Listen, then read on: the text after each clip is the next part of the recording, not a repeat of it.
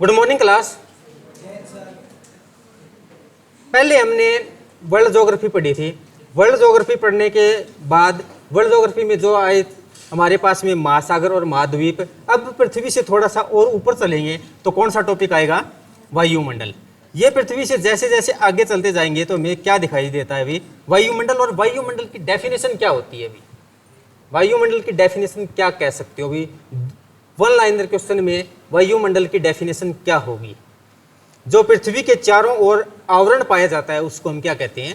वायुमंडल कहते हैं, एटमॉस्फेयर कहते हैं। और फिर इसी वायुमंडल को क्या है अभी अलग अलग भागों में हम बांट लेते हैं। अभी कौन से भाग आते हैं? सबसे पहले आपने नाम सुना हुआ क्षोभ मंडल का, समताप मंडल का, मध्य मंडल का और आयन मंडल का। अब क्या होता है जैसे जैसे ये भाग बढ़ते हैं तो कोई ना कोई मौसमी घटनाओं के बारे में बताएगा, कोई ना कोई पराबैंगनी किरण के बारे में बताएगा, कहाँ पर मिलते हैं, कैसे कैसे मिलते हैं। तो सबसे पहले क्या था?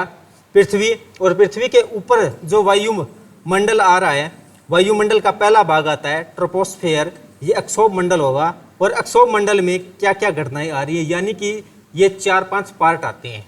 क्षोभ मंडल, समताप मंडल, मध्य मंडल और आयन मंडल। आयन मंडल के बाद में एक और भी आते हैं वायुमंडल। वायुमंडल में क्या हो जाता है? पूरा अंतरिक्ष आ जाता है। तो इस प्रकार से ये आगे चलते रहते हैं। थोड़ा सा एक फोटो के द्वारा और देखते हैं तो क्या है अभी? ये पृथ्वी है और पृथ्वी के जैसे थोड़ा सा और ऊपर चलेंगे तो क्या है अभी? अक्षोभ मंडल आएगा। और इसकी दूरी कितनी आती है? अभी ये 12 की जगह यहाँ पर 18 हो गए, 18 किलोमीटर तक ये अक्षोभ मंडल की दूरी आएगी। यानी कि पृथ्वी के चारों ओर 18 किलोमीटर तक का जो गोल दायरा होगा उसको हम किस नाम से जानते हैं? अक्षोभ मंडल। और उसके बाद 18 से लेकर 50 तक के कौन सा आएगा?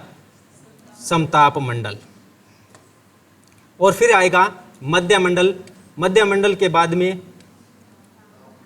आयन मंडल, ताप मंडल या आयन मंडल बोलते हैं। और फिर वायुमंडल। जो अक्षोभ मंडल है ना, इसमें कौन सी घटनाएं घटती हैं? सबसे पहले तो भाई इनको देखेंगे, बाद में नोट करेंगे भी क्या क्या चीज़ आ रही है। यहाँ से जैसे आप देख पा रहे हो ज्योग्राफी क्या है? एक देखने का ही सब्जेक्ट है। 80% क्या है इसमें चीज़ें लोकेशन मायने रखती है और 20% याद करना है। तो इसमें सबसे पहले अक्षोभ मंडल में क्या है अभी? गर्म वायु के गुब्बारे यानी कि गर्म हवा इसी में चलेगी। बादल आपको दिखाई दे रहा होगा, बादलों का बनना, वर्षा होना कौन से पार्ट में होती है? ये अक्षोभ मंडल में होती है अभी ये चीज़ें। और ये विमान इसमें नहीं उड़ते भाई। विमान क्या है? समताप मंडल में उड़ेंगे। इन्होंने यहाँ थोड़ा सा गलत दिखाए हुए। 3-4 चीज़ें की घटनाएं इसी में होती हैं। फिर आएगा समताप मंडल। समताप मंडल में क्या क्या होती हैं? अभी समताप मंडल में विमान का उड़ना इसमें होता है, क्योंकि जो विमान है जेट वगैरह क्या होंगे? समताप मंडल में उड़ेंगे। क्यों? उसमें जब मौसमी घटनाएं हो रही होती हैं तो भाई उनको दिखने में भी बहुत ज़्यादा परेशानी होती है। इसीलिए ज़्यादातर चीज़ें समताप मंडल में, विमान कोई हवाई जहाज हो, जेट हो, समताप मंडल में ही उड़ता है। अब यहाँ पर विशेषता क्या रहती है अक्षोभ मंडल में? जैसे जैसे हम थोड़ा सा ऊपर जाते हैं तो भी तापमान में कमी आ जाती है। 1 किलोमीटर ऊपर जाएंगे तो तापमान 6.5 डिग्री सेल्सियस कम हो जाएगा। कहाँ तक? अभी अक्षोभ मंडल में।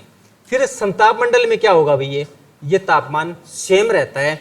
और जैसे ही थोड़ा बहुत आगे मध्य मंडल में जाएंगे तो ये तापमान भी यहाँ पर सेम रहने के बाद में आगे बढ़ना स्टार्ट हो जाता है और ये करीबन 100 डिग्री सेल्सियस से ऊपर हो जाता है मध्य मंडल में। और मध्य मंडल की विशेषता क्या रहती है कि जो कोई ना कोई उल्का पिंड ऊपर से आ रहा है ना, वो क्या हो जाएगा भाई?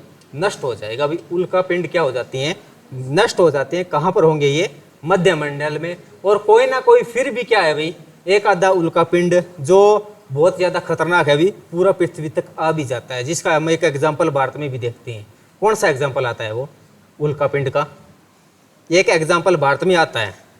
जब झीलों को पढ़ते हैं ना तो एक झील आती है लोनार झील। वो कहाँ पर थी? महाराष्ट्र में थी। और उसका निर्माण कैसे होता है?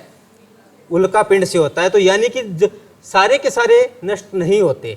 अगर सारे नष्ट हो जाते तो भी वो क्या है अभी महाराष्ट्र में आकर नहीं गिरता, उससे गड्ढा नहीं होता और गड्ढे में पानी नहीं भरा जाता। यही झील क्या है? एक थोड़ा सा साइज, बड़े साइज का गड्ढा जिसमें पानी भरा, उसको हम क्या कहते हैं? झील ही कहते हैं। तो ये क्या है अभी? नष्ट हो जाते हैं, लेकिन कोई ना कोई तो फिर भी आगे आ ही जाता है। और उसके बाद में ये आयन मंडल आएगा। और आयन मंडल में क्या आते हैं अभी? उपग्रह वगैरह चलते रहते हैं, रेडियो तरंगें चलती हैं।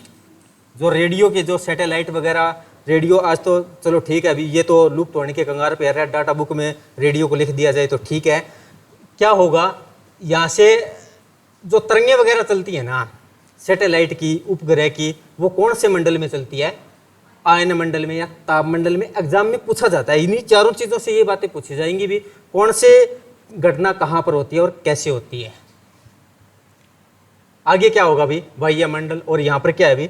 अंतरिक्ष यान, जो कोई ना कोई उपग्रह वगैरह और ये छोड़े जाते हैं, ये कहाँ पर चले जाएंगे भी?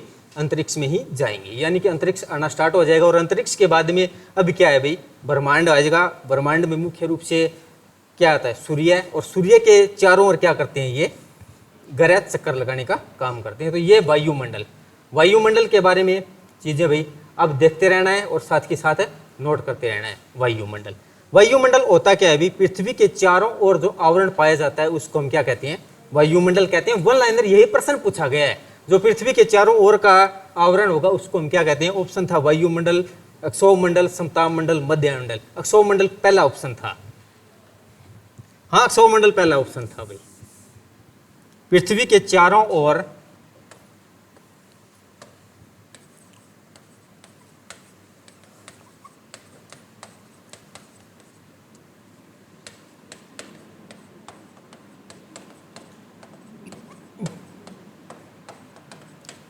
के आवरण को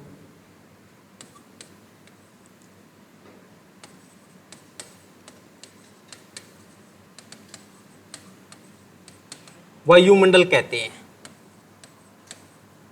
और इस वायुमंडल में क्या क्या चीजें मिलती हैं? अभी सबसे पहले कॉमन रूप से बातें करेंगे तो भाई वायुमंडल में क्या मिलता है? नाइट्रोजन कितनी पाई जाती है? ऑक्सीजन कितनी पाई जाती है? इनके पूरे भाई, हाँ जी, नाइट्रोजन, ऑक्सीजन, आर्गन और कार्बन डाइऑक्साइड, ये चार गैसें पाई जाती हैं और चारों की चारों एग्जाम में पूछी गई है भाई। पहले नंबर पे आता है नाइट्रोजन, कितनी मात्रा में पाई जाएगी भाई? सेकंड पे आएगा ऑक्सीजन, थर्ड पे आता है आर्गन,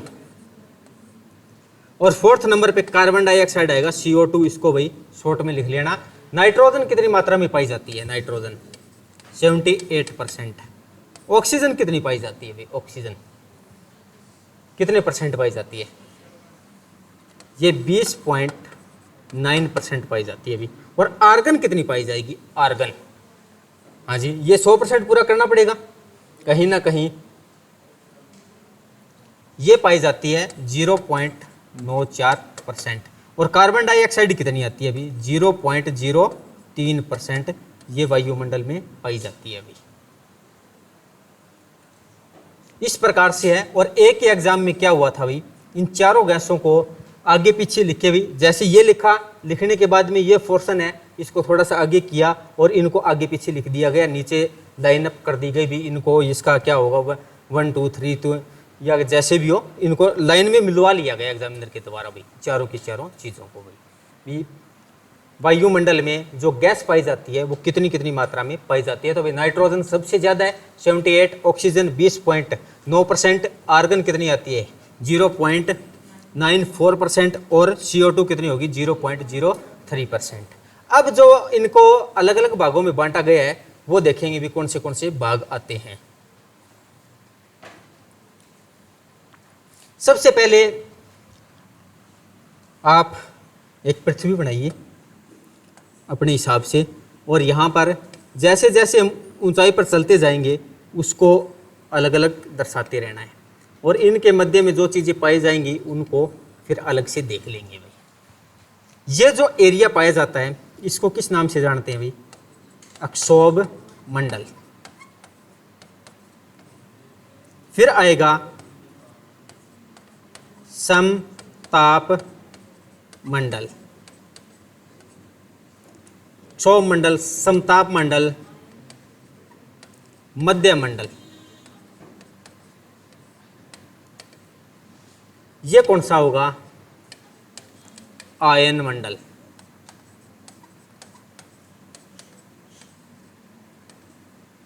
और उसके बाद में बाह्य मंडल। एग्जामिनर कहीं ना कहीं 1-2 बार एग्जाम में इनकी भी सीक्वेंस पूछ चुका है भाई। पृथ्वी से जैसे जैसे हम दूर जाएंगे तो कौन से मंडल आएंगे और क्या क्या हमें चीज़ें उसमें मिलेंगी। तो क्षोभ मंडल, समताप मंडल, मध्य मंडल, आयन मंडल और बाह्य मंडल। इनकी दूरी भी पूछी जाती है अभी। ये 0 से 18 किलोमीटर तक होगा भाई, 0 से 18 किलोमीटर तक, और ये आगे 19 से लेकर 50 किलोमीटर तक। ये एक बार ये नोट करो, और उसके बाद में दो चीज़ें वहाँ पर दिखाई देंगी आपको, मैप के द्वारा देखेंगे भाई। जो फोटो थी, क्षोभ मंडल, समताप मंडल, मध्य मंडल, आयन मंडल और बाह्य मंडल। दूरी वगैरह वहीं से देखेंगे।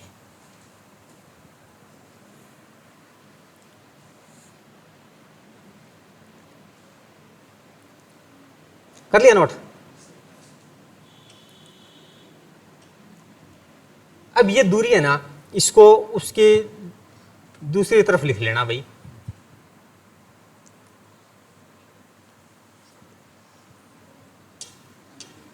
क्षोभ मंडल ये कितनी होगी? 0 से लेकर 18 तक, 0 से लेकर 18 तक, और ये 19 से लेकर 50 तक, और ये 51 से लेकर 80 किलोमीटर तक इसकी ऊंचाई आती है। और आयन मंडल ये 81 से लेकर 800, और ये 800 से लेकर भाई ऊपर जितना भी होगा ना, आगे कोई इसकी लिमिट नहीं है। चलो इन्होंने 1000 दिखा तो रखी है, लेकिन आगे मापने का काम नहीं किया इनकी दूरियों को। इसमें दूरी सिर्फ एक ही मायने रखेगी, ये आएगी क्षोभ मंडल वाली। बाकी नॉर्मल आप याद रख सकते हो तो ठीक है, ना रखोगे तो भी ठीक है। अब ये दूरी क्यों याद रखनी है अभी, इसके पीछे क्या कारण है? जो सबसे पहले क्षोभ मंडल आता है ना, इसकी दूरी भूमध्य रेखा पर तो 18 किलोमीटर है, जबकि ध्रुवों पर हम देखेंगे तो इसकी दूरी 8 किलोमीटर आ जाती है अभी। और ये प्रश्न एक बार पूछा गया है अभी, क्षोभ मंडल में जो इसकी ऊंचाई आती है या दूरी आती है, भूमध्य रेखा पर 18 किलोमीटर और ध्रुवों पर कितनी आती है? 8 किलोमीटर। इसके पीछे कारण क्या हो सकता है? इसके पीछे कारण क्या हो सकता है? थोड़ा सा आप लोगों के लिए ये लॉजिक वाला प्रश्न है, कारण पूछे ना पूछे, लेकिन क्या है भाई, ये पृथ्वी है और ये भूमध्य रेखा है।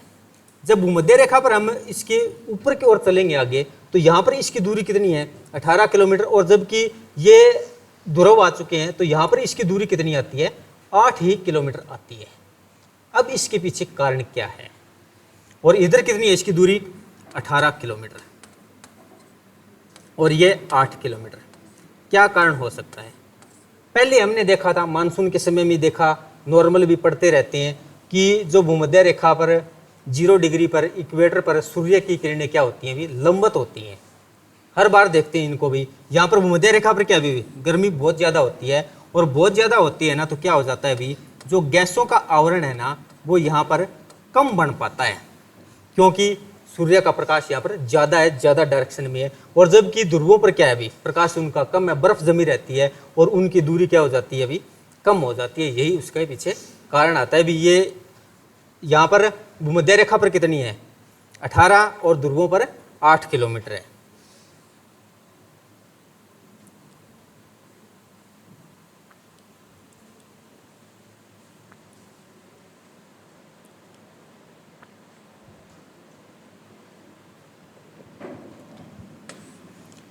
इसके बारे में लिखो भाई, क्षोभ मंडल।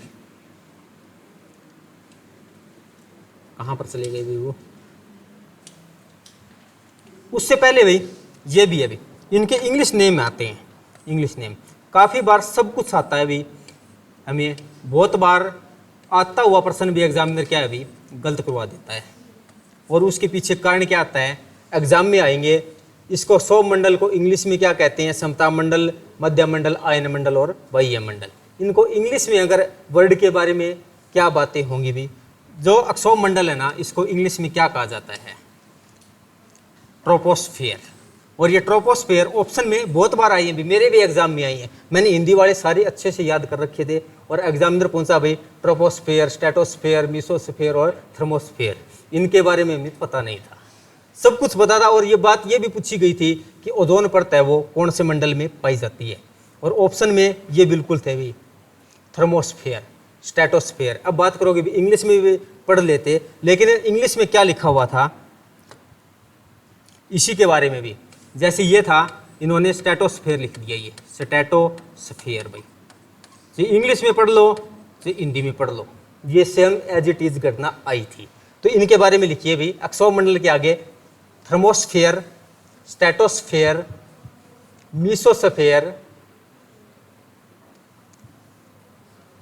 थर्मोस्फेयर और एक्सोस्फेयर, चार आते हैं। इनमें एक्सोमंडल वाला है ना, ये थोड़ा सा याद करना मुश्किल है, बाकी सारे के सारे आप इसी में देख सकते हो भाई।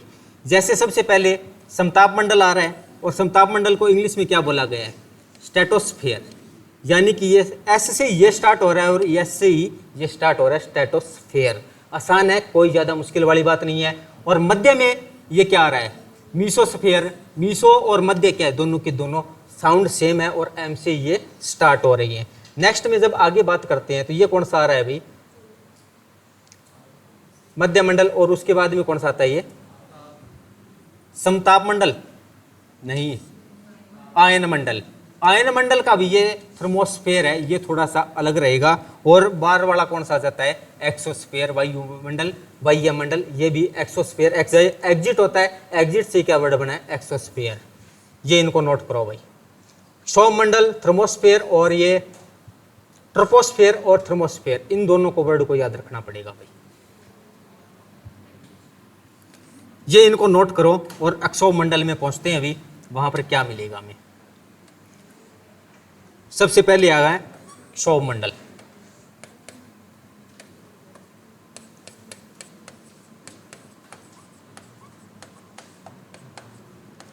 सौमंडल विषुवत रेखा पर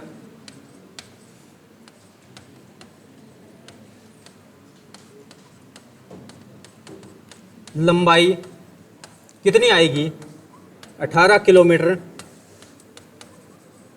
और ध्रुवों पर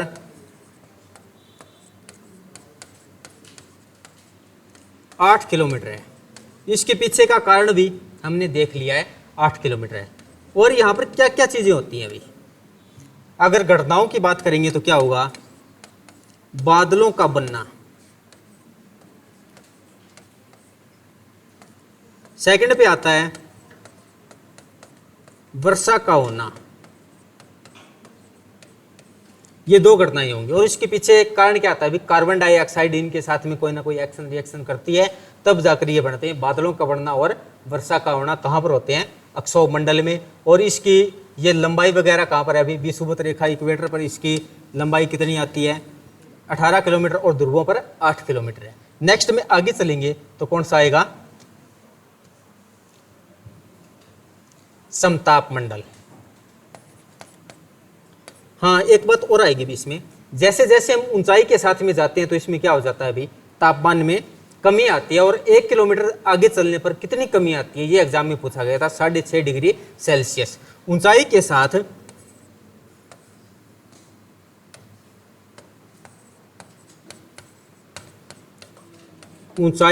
साथ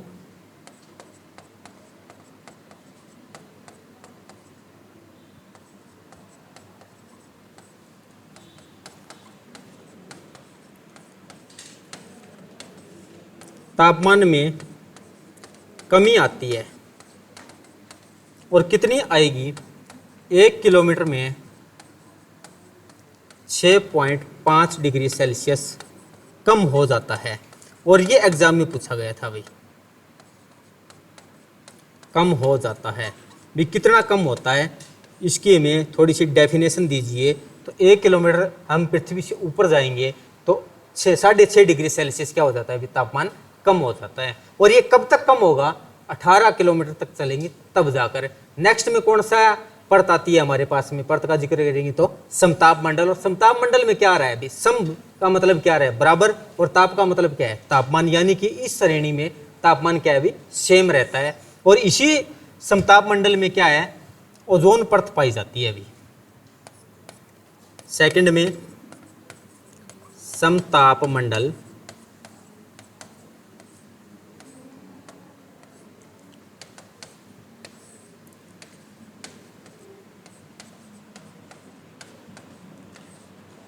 इस मंडल में ओजोन परत पाई जाती है।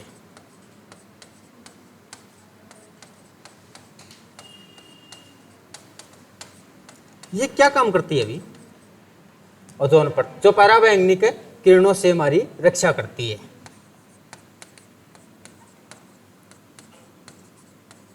जो पराबैंगनी किरणों से रक्षा करती है, यह है नॉर्मल जानकारी। लेकिन एग्जाम में बहुत बार प्रश्न पूछा गया कि ओजोन परत की इकाई को मापने की इकाई क्या है भी? ओजोन परत की मोटाई मापने की इकाई क्या है? ओजोन परत की मोटाई मापने की इकाई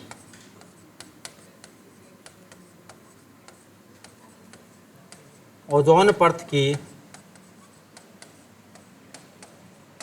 मोटाई मापने की इकाई क्या होगी भाई? इकाई ये होती है डॉप्सन। और ये डॉप्सन एग्जाम में इतनी बार पूछा गया भी, हद से ज्यादा बार पूछे जाने के कारण अब इसको भाई पूछना ही बंद कर दिया है, डॉप्सन। और मौसमी घटनाओं की बात करेंगे तो भाई क्या होगा इसमें? जेट और हवाई जहाज इसी में उड़ते हैं भी। हवाई जहाज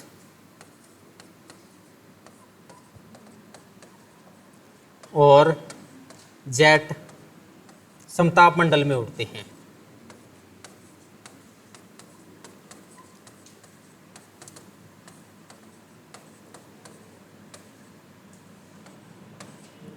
समताप मंडल में उड़ते हैं भाई। अब इसके लिए क्या है भाई, कोई न कहीं हवाई जहाज में यात्रा करनी पड़ेगी, तो 2 मंडलों की यात्रा एक साथ में भी हो जाएगी भी। एक तो 100 मंडल को पार करके जाओगे और एक समताप मंडल में।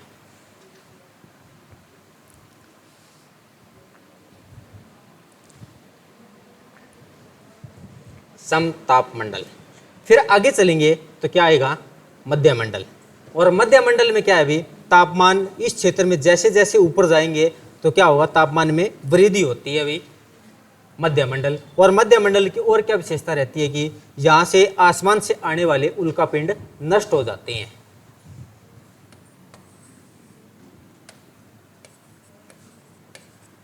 मध्य मंडल मीसोस्फेयर।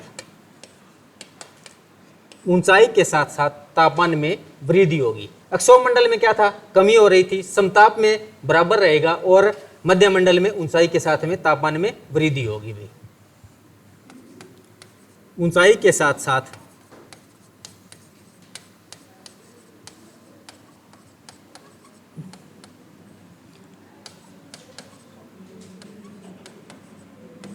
तापमान में वृद्धि होगी।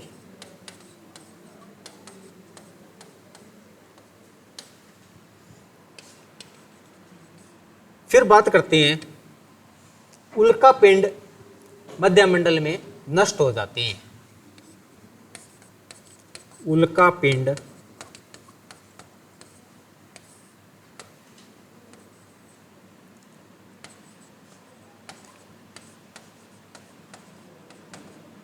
मध्य मंडल में नष्ट हो जाते हैं। ये एग्जाम में पूछा गया भाई, हो जाते हैं लेकिन सारे नहीं होते भी, कोई ना कोई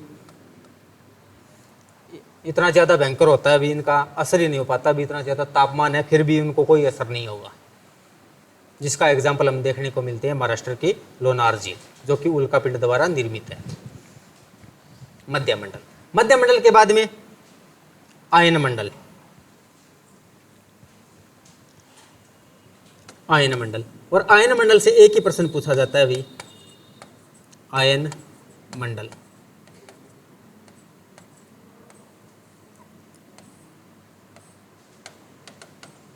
रेडियो तरंगे चलती हैं इसमें भी। इस क्षेत्र में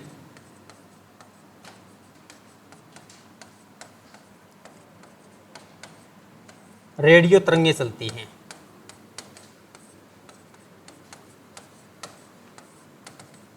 सेकंड में कह सकते हो भी उपग्रह भी इसी क्षेत्र में क्या है भी पाए जाते हैं, कोई ना कोई हो जो भारत सरकार के द्वारा या किसी भी सरकार के द्वारा छोड़ा जाए तो भाई उपग्रह इसी क्षेत्र में होंगे भाई, उपग्रह। अब एलन मस्क ने क्या कर रखे है, अभी कई उपग्रह छोड़ रखे हैं आपने कभी ना कहीं या वीडियो में देखा होगा कि कुछ लाइनें, तारों की एक लाइन सी चलती रहती है। एलन मस्क किस मकसद से वो उन्होंने अपने ये उपग्रह सैटेलाइट छोड़ रखे हैं उन्होंने। हाँ, वो विश्व में बहुत बड़ी एक क्रांति लाना चाहते हैं अभी। जो अब अपना मोबाइल यूज करते हैं जिनकी रेंज किसके द्वारा आती है, टावर के द्वारा आती है। लेकिन अब से 10-15 साल पहले जब भी इतना ज़्यादा विकास नहीं हुआ था, टीवी ब्लैक एंड वाइट चलते थे और उसमें एंटीना होती थी, वो भी देखी होगी। वो उसमें रेंज कहाँ से आती थी, उसमें रेंज कहाँ से आती थी, उसमें रेंज वही सैटेलाइट के द्वारा आती थी। और अब जो एलन मस्क कर रहा है ना, वो जो चीज़ें मोबाइल में जो रेंज आएगी ना, वो बाहर से घूमते हुए भाई सैटेलाइट से ही आएगी, उनको टावरों की ज़्यादा ज़रूरत नहीं होगी। ये उसका एक्सपेरिमेंट चल रहा है पूरे विश्व में। बहुत बार आप अपने ऊपर से भी जाते हुए उनको देख सकते हो। तो उपग्रह क्या करते हैं भी, रेडियो तरंगे, जो कोई रेडियो चल रहा है, अब तो चल तो वो दिल्ली से रहा है, लेकिन बगैर तार ही अपने भी यहाँ चल रहा है, तो वो रेंज कहाँ से आती है, कौन से मंडल से आती है, आयन मंडल से। और आयन मंडल के बाद में क्या आ जाता है, बाह्य मंडल। और बाह्य मंडल के बाद में क्या स्टार्ट हो जाता है, ब्रह्मांड। लेकिन इनके बीच में एक लाइन और भी आती है अभी, ये थोड़ा सा एक्स्ट्रा जानकारी के लिए, क्या पता एग्जामिनर की कहीं ना कहीं और ज़्यादा गहराई में चला जाए तो भाई एक रेखा आती है, ये रेखा, कार्बन रेखा, अंतरिक्ष का आरंभ। ये कहाँ से कहाँ तक आती है, मध्य मंडल और आयन मंडल आ रहा है ना, इसके मध्य में आ रही है कौन सी, कार्बन रेखा। और कार्बन रेखा किन दो भागों में बांट रही है, एक तो ये जो क्षेत्र आ रहा है वायुमंडल वाला, और वायुमंडल के ऊपर कौन सा आ जाता है, अंतरिक्ष। यहां से यहां तक क्या है भाई, वायुमंडल, और इसके ऊपर ये अंतरिक्ष की जो सैर करने जाते हैं ना, अंतरिक्ष का आरंभ। यानी कि हम कहें तो भी वायुमंडल और अंतरिक्ष को कौन सी रेखा अलग करती है, तो भाई कार्बन रेखा। और फिर इसी के ऊपर में क्या आ जाता है, ये समताप मंडल, आयन मंडल। भाई आयन मंडल ये आरंभ हो जाता है कार्बन रेखा। ये कार्बन रेखा के बारे में लिखिए भाई, कार्बन रेखा कहाँ पर आई थी, आयन मंडल, इन्हीं के ऊपर लिख लेना बीच में। ये मध्य मंडल और आयन मंडल को अलग कर रही थी कार्बन रेखा।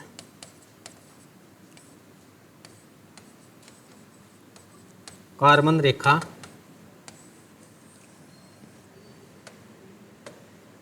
वायुमंडल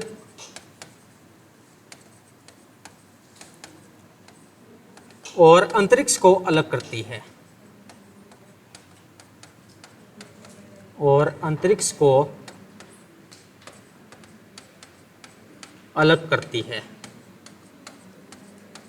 अब यहां से एक प्रश्न और भी बन सकता है कि अंतरिक्ष के क्षेत्र में आयन मंडल और बाह्य मंडल क्या है भाई, दोनों के दोनों अंतरिक्ष में आ चुके हैं। और जबकि मध्य मंडल तक क्या है भाई, वायुमंडल को ही मापा गया कार्बन रेखा के द्वारा। यह एग्जाम में नहीं पूछा गया अभी, मेरे आगे तो आया नहीं भी कहीं ना कहीं इस कार्बन रेखा का जिक्र कोई एग्जाम में पूछा गया हो, लेकिन जानकारी बहुत अच्छी है। अगर पूछ लिया जाए भी कार्बन रेखा क्या है, तो भी बहुत अच्छी, एक नंबर अपने आप में सुकून पाने वाला होगा। चाहिए आते हुए प्रश्न गलत हो जाए, लेकिन इससे जो खुशी मिलेगी ना, वो अलग ही होगी।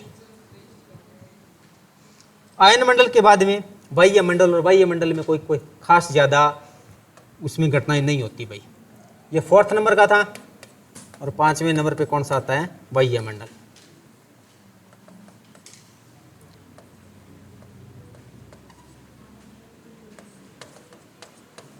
बाह्य मंडल, और इसमें कुछ नहीं है भाई, बाह्य मंडल ये अपने आप में खाली है। अंतरिक्ष है, यहाँ पे अंतरिक्ष की सैर करने गए थे। भारत का कौन सा ऐसा भारतीय जो अंतरिक्ष में गया था, राकेश शर्मा।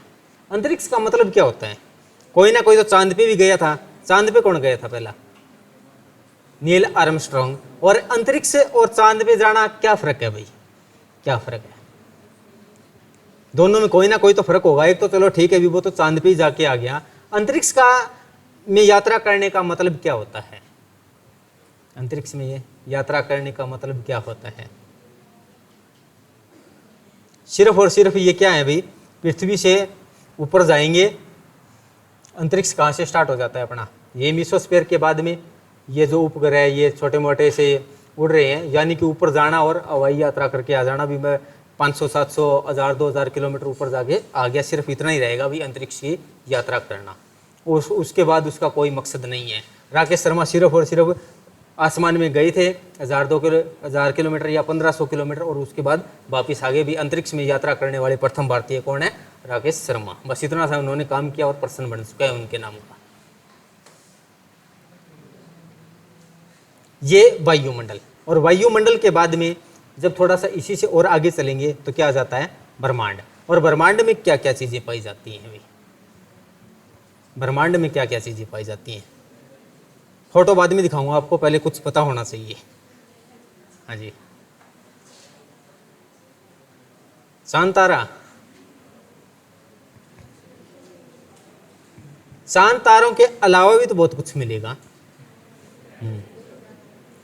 ब्रह्मांड में बात करेंगे तो इससे ज़्यादा आगे चलने पर भाई मुख्य रूप से क्या है? सूर्य एक तारा है और उसके चारों ओर क्या है? 8 ग्रह चक्कर लगाते हैं। भी उसको हम क्या कहते हैं? भी ग्रह के नाम से जानते हैं, जिसको हम देखेंगे तो भाई ये ब्रह्मांड में सबसे पहले कुछ इस प्रकार से भाई अंतरिक्ष में यात्रा करते रहते हैं। ये पिक्चर आपने देखी होगी। ये क्या है? सूर्य, और सूर्य के चारों ओर क्या कर रहे हैं? ये कुछ ग्रह हैं जो इनके चारों ओर चक्कर लगा रही हैं भाई। हाँ जी, ये अलग अलग दिशाओं में चल रही हैं। कुछ इनका काम क्या है? भी सूर्य के चारों ओर चक्कर ही लगाना है। पृथ्वी कहाँ पे है बीच में? कौन सी है पृथ्वी? हाँ, कौन सी पृथ्वी है? तीसरे नंबर पे है। कन्फर्म है? चलो कॉइन देखेंगे। ये बड़ी, चलो ठीक है। अब थोड़ा सा और आगे चलेंगे तो ये क्या है? ये सूर्य, ये एक साइड से इधर चलते जा रहे हैं, यानी कि सीन कुछ इसी प्रकार से रहने वाला है। सूर्य क्या? एक तारा। तारे के बाद में ये सारे के सारे ग्रह, और ग्रहों से संबंधित क्या पहले तो क्या प्रश्न पूछा जाता है? भी इनकी सूर्य की दूरी के आधार पे इन ग्रहों को भी क्रम के अनुसार लगाइए, और फिर आता है इनके आकार के अनुसार इनको अवरोही क्रम में लगाइए भाई। जब थोड़ा सा और आगे देखते हैं तो हम देख पाते हैं कि ये सूर्य, और सूर्य के चारों ओर चक्कर लगाते हैं। सबसे पहले आएगा मरकरी, फिर वेनस, फिर अर्थ, मार्स, जुपिटर,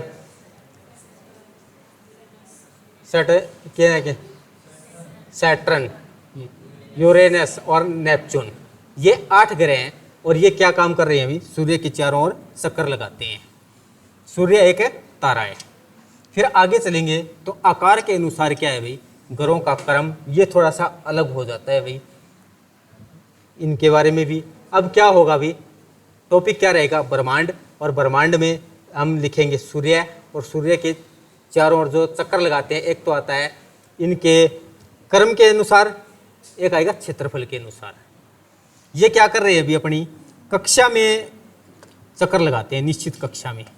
कक्षा का अर्थ क्या होता है? कक्षा का अर्थ क्या होता है? हम तो बचपन से पढ़ते आ रहे हैं, पहली कक्षा में, दूसरी कक्षा में, तीसरी कक्षा में। क्या वही कक्षा है क्या? हाँ। क्लास का हिंदी मीनिंग क्या है? कक्षा ही है। 5वीं कक्षा में, 6ठी कक्षा में। तो कक्षा का मतलब क्या होता है? अभी 1 साल का टाइम या और कुछ होता है? उस कक्षा वर्ड की डेफिनेशन क्या है? हाँ, सभी पढ़ के आए हो, 12वीं कक्षा तक तो पहुंचे हो। ये कौन सी कक्षा में हो ये सभी ने बताया है।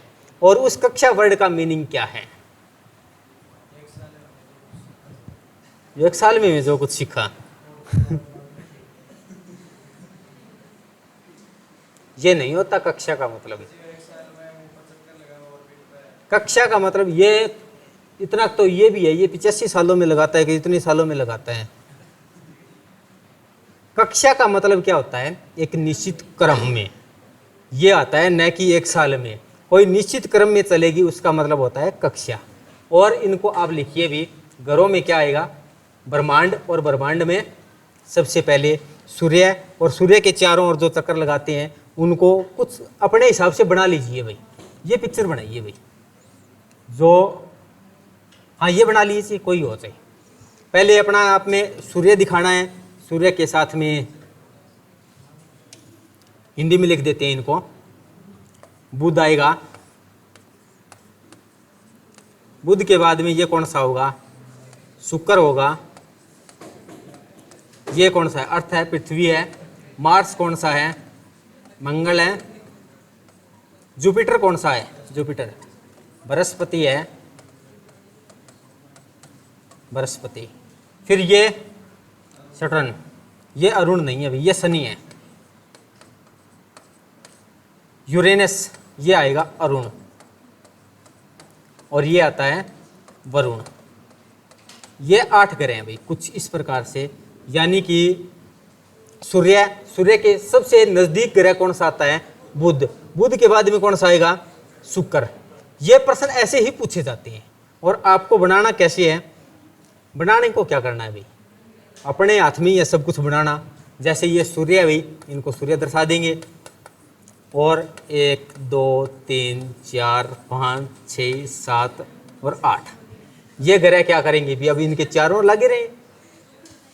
हाँ, सबसे पहले कौन सा आएगा, बुध आएगा, बुध के बाद में शुक्र, फिर कौन सा आएगा, पृथ्वी, पृथ्वी के बाद में मंगल,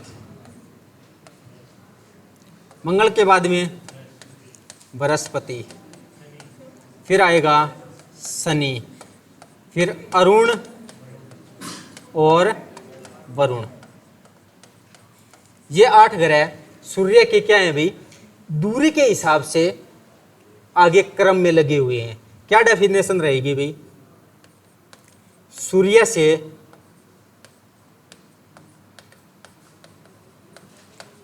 दूरी के अनुसार ये कौन सा क्रम होगा, आरोही होगा, अवरोही होगा, दूरी के अनुसार आरोही होगा या अवरोही होगा, आरोही, यानी कि कम दूरी से ज्यादा की ओर जा रहे हैं तो कौन सा आता है, आरोही क्रम, आरोही क्रम। इस क्रम को बिल्कुल निश्चित एक ही लाइन में आपको याद रखना पड़ेगा, बुध शुक्र मंगल पृथ्वी बृहस्पति शनि अरुण और वरुण, 8 ग्रह आएंगे बिल्कुल एज इट इज। नेक्स्ट में हम बात करेंगे भाई ग्रहों की, ये कैसा क्रम होगा भाई, आकार के अनुसार होगा तो अवरोही क्रम होगा। सबसे बड़ा ग्रह कौन सा आता है, बृहस्पति शनि अरुण वरुण पृथ्वी शुक्र मंगल और बुध।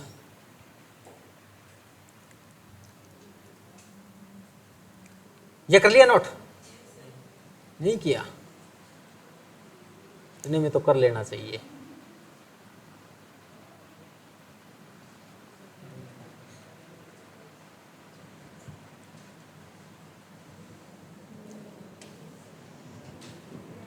ये क्या होगा भाई, ग्रहों का आकार के अनुसार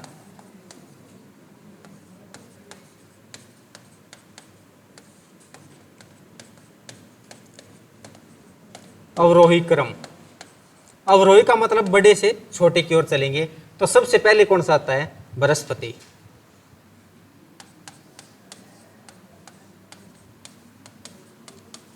बृहस्पति के बाद में सेकंड पे आएगा शनि,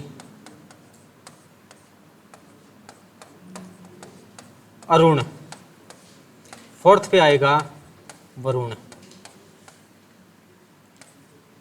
फिफ्थ पे आता है पृथ्वी, छठे पे आएगा शुक्र, मंगल और 8वें पे बुध।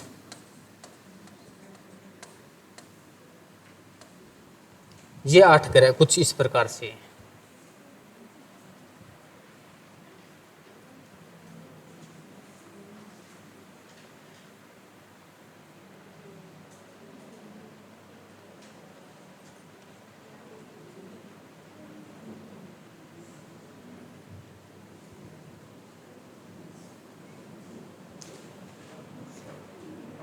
दो प्रकार से क्रम में लगे हुए हैं, फर्स्ट पे तो आ रहा है सूर्य की दूरी के अनुसार आरोही क्रम में बुध आएगा, शुक्र, पृथ्वी, मंगल, बृहस्पति, शनि, अरुण और वरुण।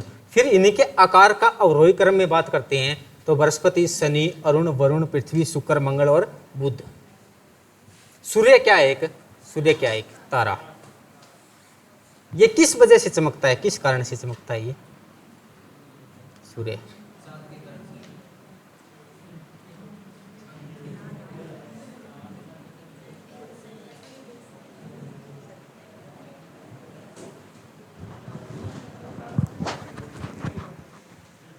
आज काफी है या सूर्य और बढ़िया?